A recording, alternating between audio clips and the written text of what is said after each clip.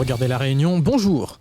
Son Excellence Zhai Jun, l'ambassadeur de Chine en France, effectue pour la première fois une visite de 4 jours dans notre île. Cette visite s'inscrit dans le cadre de la politique de coopération régionale qui définit le marché chinois comme une priorité pour la destination Réunion. Aujourd'hui, ce sera un honneur pour nous, la région, de recevoir l'ambassadeur de Chine, où on va lui présenter le musée Stella Matutina, un musée qui relate l'histoire de la canne à sucre, notamment l'engagisme.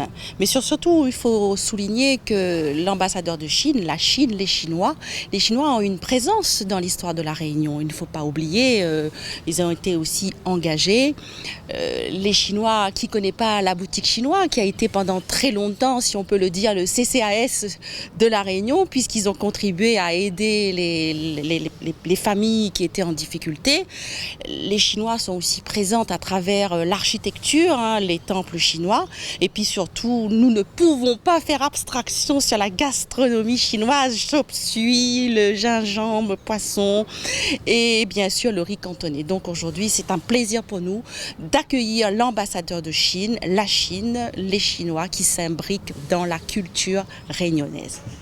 C'est avec beaucoup de plaisir que son Excellence l'ambassadeur de Chine en France a visité le musée Stella Matutina ainsi que la Cité du Volcan et a pu découvrir notre culture et notre histoire.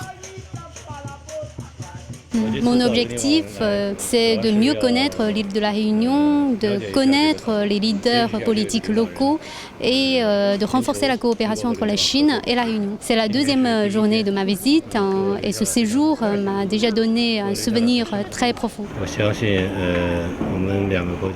Je pense que la coopération entre la Chine et la France, entre la Chine et la Réunion, ont un potentiel immense.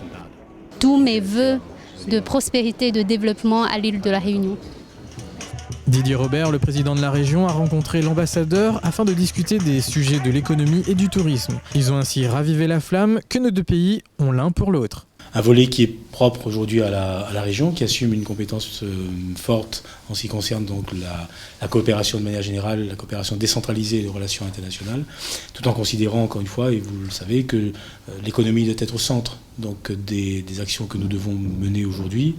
Et il y a un volet qui est un volet important pour la Réunion, qui est celui du développement du tourisme. Nous avons depuis 3 ou 4 ans maintenant mis en place un certain nombre de procédures, de process, pour faire en sorte que nous puissions accueillir dans les meilleures conditions donc, les touristes chinois au fur et à mesure.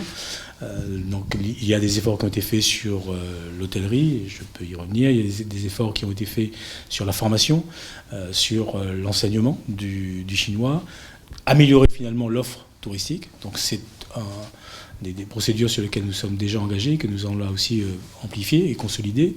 Et puis il y a un sujet qui est un sujet important que j'ai souhaité évoquer cet après-midi avec son Excellence Monsieur l'ambassadeur, en particulier, qui est celui donc de la desserte aérienne. Je n'exclus pas non plus l'hypothèse d'un partenariat avec une compagnie chinoise. Donc c'était notamment le sens de la discussion que j'ai pu avoir cet après-midi avec Monsieur l'ambassadeur. Les possibilités de rapprochement entre la Réunion et la Chine constituent une opportunité exceptionnelle pour nos entreprises locales, qui sont en quête de nouveaux marchés.